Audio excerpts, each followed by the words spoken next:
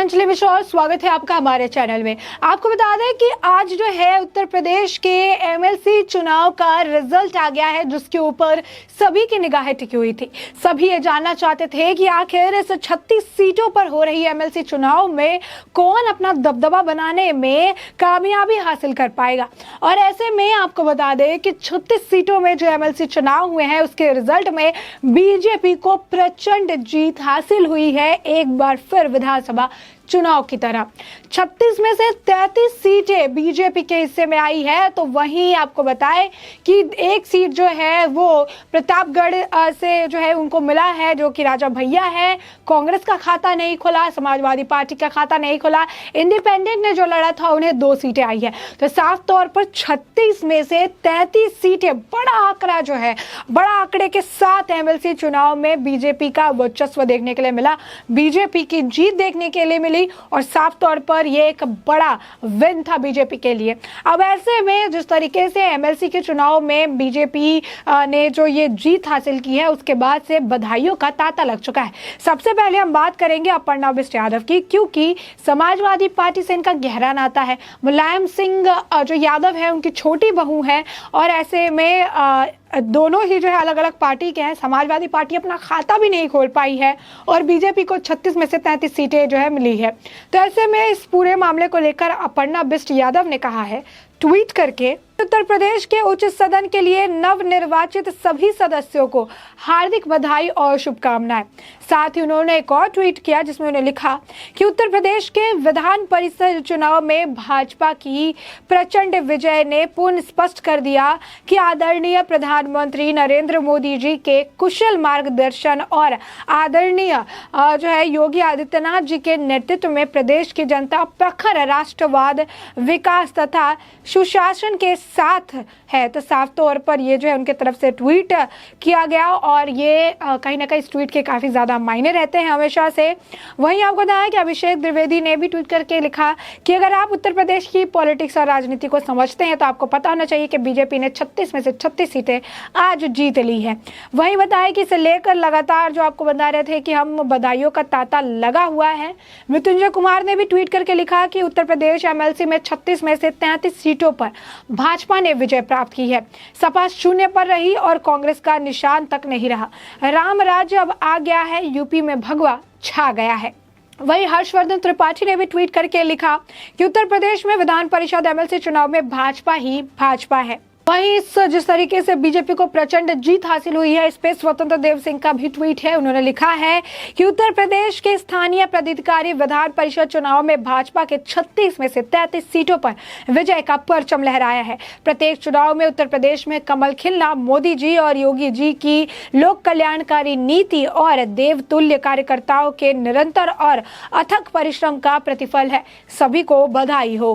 केशव प्रसाद मौर्य ने भी जो है ट्वीट करके लिखा है कि विधान परिषद चुनाव परिणाम सपा समाप्त वादी पार्टी हो गई है। तो साफ तौर पर इनके तरफ से भी जो है ये लिखा गया है, और ये कहीं ना कहीं बता रहा है कि किस तरीके से जो एमएलसी चुनाव है वहाँ पर बेहतरीन प्रदर्शन करते हैं। वहीं आपको बताया कि एमएलसी चुनाव में जो है एक कैंडिडेट थे जिनके ऊपर काफ़ी ज़्यादा समाजवादी पार्टी के जो अध्यक्ष अखिलेश यादव भरोसा जता रहे थे, वो थे कफिल खान। और कफिल खान को बीजेपी के प्रत्याशी ने काफ़ी भारी जो है वोटों से हराया है। इसे लेकर हर्षवर्धन त्रिपाठी की तरफ से ट्वीट है, लिखा था, एक थे डॉक्टर कफील खान। डॉक्टर खान इलाज से अधिक एक्टिविज्म पर ध्यान देते थे। भाजपा सरकार में कार्रवाई हुई तो संपूर्ण विश्व में लिबरल्स के जो है अग्र पुरुष हो गए। अभी सपा ने इन्हें एमएलसी प्रत्याशी बनाया, बुरी तरह हारा, लेकिन नौटंकीबाज इतना बड़ा है कि 72 घंटे मतगणना स्थल के बाहर बैठा रहा। तो साफ तौर पर आप देख सकते हैं कि इसे भी लेकर निशाना साधा जा रहा है कि इस तरीके से हार के बाद जो है हार कबूल कर पाना अभी इनके लिए काफी मुश्किल हो रही है।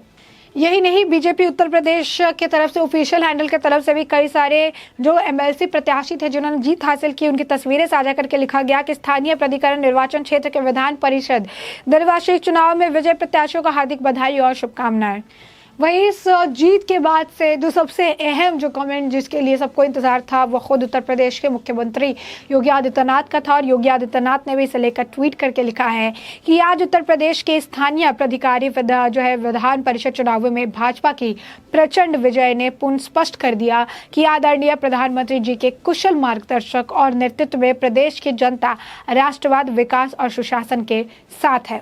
साथ ही उन्होंने एक और ट्वीट किया जिसमें लिखा हुआ था, उत्तर प्रदेश के उच्च सदन के लिए नवनिर्वाचित सभी सदस्यों को हार्दिक बधाई और शुभकामनाएं। वहीं आपको बता दें कि उत्तर प्रदेश के जो है जो है उप मुख्यमंत्री केशव प्रसाद मौर्य की तरफ से ट्वीट किया गया, तस्वीरें साझा की गई। इसमें उन्होंने लिखा कि उत्तर प्रदेश विधान परिषद चुनाव 2022 में विजयी होने पर भाजपा के सभी नवनिर्वाचित जो विधान परिषद सदस्य हैं उनको हार्दिक बधाई और उज्जवल कार्यकाल की अनंत शुभकामनाएं। एक और ट्वीट किया जिसमें उन्होंने लिखा, मुझे पूर्ण विश्वास है कि आप सभी प्रधानमंत्री जी श्री नरेंद्र मोदी जी के मार्गदर्शन और माननीय मुख्यमंत्री श्री योगी आदित्यनाथ जी के नेतृत्व को विकासोन्मुख योजनाओं को प्रदेश के गरीब से गरीब और समाज की अंतिम पंक्ति तक खड़े अंतिम व्यक्ति तक पहुंचाने की दिशा में कार्य करते रहेंगे। तो साफ तौर पर ये जो है एक के बाद एक इस तरीके से जो जीत हासिल हुई है, जीत के बाद बधाइयों का तांता लगा हुआ है। एक के बाद एक जीत को लेकर जो है बधाइयां दी जा रही है। कई सारे नाम जो है शामिल है इसमें और कहीं ना कहीं जो है इसे लेकर एक के बाद एक बयानबाजी की जा रही है। रोहित रंजन की तरफ से भी लिखा गया कि यूपी एमएलसी चुनाव में भी कमल खिला। तो साफ तौर पर बीजेपी के लिए बड़ी जीत मानी जा रही थी। समाजवादी पार्टी के कई सारे नेता, मंत्री, विधायकों की तरफ से बड़े दावे किए जा रहे थे। ऐसा बयान आ रहा था, कह रहे थे कि अगर यहाँ पर निष्पक्ष चुनाव करवाया जाए, अगर पूरी तरीके से यहाँ पर निष्पक्ष तरीके से चुनाव होंगे तो जो एमएलसी की सीटें हैं सभी की सभी सीटों पर समाजवादी पार्टी जो है जीत दर्ज करेगी। लेकिन यहाँ पर जो रिजल्ट है वो समाजवादी पार्टी के लिए खुद भी बड़ा झटका है, क्योंकि समाजवादी पार्टी के तरफ से जो आप देख सकते हैं कि अपना खाता खोलना भी उनके लिए कितना ज़्यादा मुश्किल हो गया कि एक सीट तक वो नहीं ला पाए। शून्य पर जो है समाजवादी पार्टी है, शून्य पर।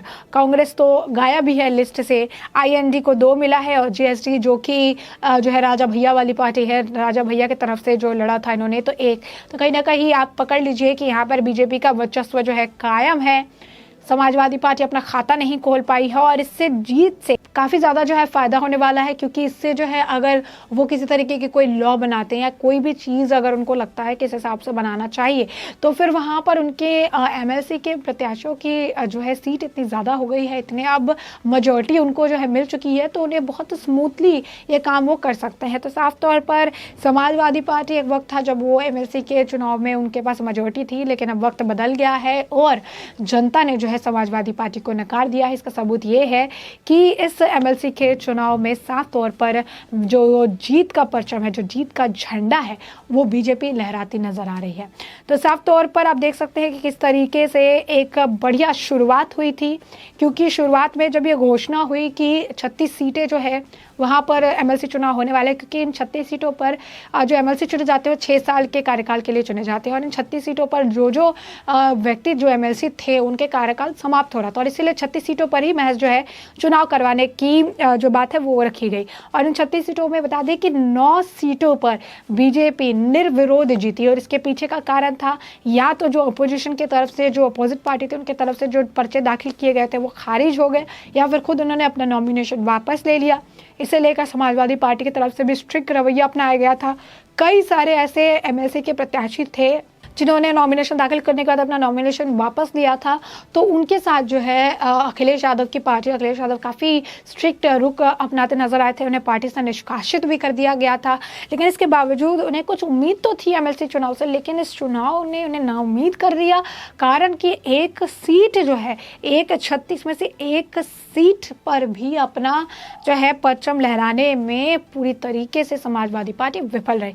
तो साफ तौर पर जब से ये जीत की घोषणा हुई है, जब से ये जीत की खबरें सामने आई है, तब से आपको बता दें कि खुशी की लहर दौड़ गई है बीजेपी में। बीजेपी के जो प्रत्याशी हैं, कर्मचारी हैं, बीजेपी के जो सपोर्टर है, नेता है, मंत्री हैं, हर जो वर्ग है जो बीजेपी के जो उन्होंने वोट दिया है वो काफ़ी ज़्यादा खुश हैं और बीजेपी की ऐतिहासिक जीत मानी जा रही है, एक बड़ी जीत मानी जा रही है।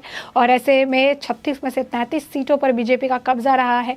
लगातार बधाइयाँ और शुभकामनाएं दी जा रही है। तो साफ तौर पर हमने आपको बताया है कि जो बधाइयाँ और शुभकामनाएं हैं वो कौन कौन दे रहा है। हमने आपको बताया किस तरीके से अपर्णा बिष्ट यादव जो है बीजेपी को इस पूरे मामले को लेकर जो है इस एमएलसी चुनाव में जीत को लेकर बधाइयां देती नजर आ रही हैं। उत्तर प्रदेश के उप मुख्यमंत्री केशव प्रसाद मौर्य भी बोल रहे हैं, स्वतंत्र देव भी बोल रहे हैं, साथ ही साथ खुद उत्तर प्रदेश के मुख्यमंत्री योगी आदित्यनाथ भी जो है जो जीते हुए एमएलसी है उन सभी को बधाई दे रहे हैं। तो साफ तौर पर आपने ये पूरा मामला बड़े ही विस्तार से जान लिया है और इस पूरे मामले पर आपकी भी जो राय हो हमें कमेंट सेक्शन में कमेंट करके जरूर बताएं।